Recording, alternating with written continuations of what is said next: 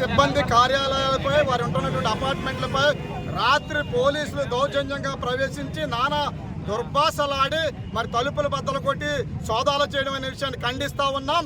ఇటువంటి అప్రజాస్వామిక చర్యలు పోలీసులు విడనాడాలని ఈ సందర్భంగా తెలియజేస్తూ, ఏ రాజకీయ పార్టీ అయినా 5 సంవత్సరాలు మాత్రం అధికారంలో ఉంటుంది, కానీ అధికారులు మరి వారి ఉద్యోగం 60 సంవత్సరాల పాటు చేస్తారు. అది గుర్తిరగాలి.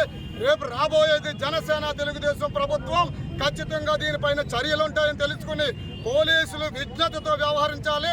అధికార పార్టీకి తొత్తులుగా వ్యవహరించి మరి జనసేన పార్టీ సిబ్బంది కార్యాలయపైన వారి అపార్ట్మెంట్లను వారి గదులను సోదాలు చేయడం అనేది నిరసిస్తా ఉన్నాం. అదేవిధంగా అమలాపురం నియోజకవర్గ జనసేన పార్టీ పైన కూడా నోటీసులు ఇచ్చారు.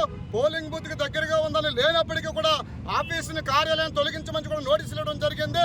ఇటువంటి నిరంకుశ చర్యలను ప్రభుత్వ అధికారులు విడనాడకపోతే జనసేన పార్టీ త్వరలోనే అధికారంలోకి వచ్చిన తర్వాత తగిన బుద్ధి చెప్తుందని తెలియజేస్తా ఉన్నాం. జై జనసేన.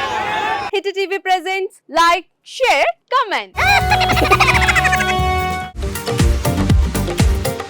టీవీ వాళ్ళకు కూడా నేను ఒక సర్ప్రైజ్ ఇద్దాం అనుకుంటున్నాను. మీరు మాత్రమే జెస్సీ ఎందుకు అయ్యారు? ఇలాంటి అమ్మాయిలకి పిలవడానికి బాగుంటుంది.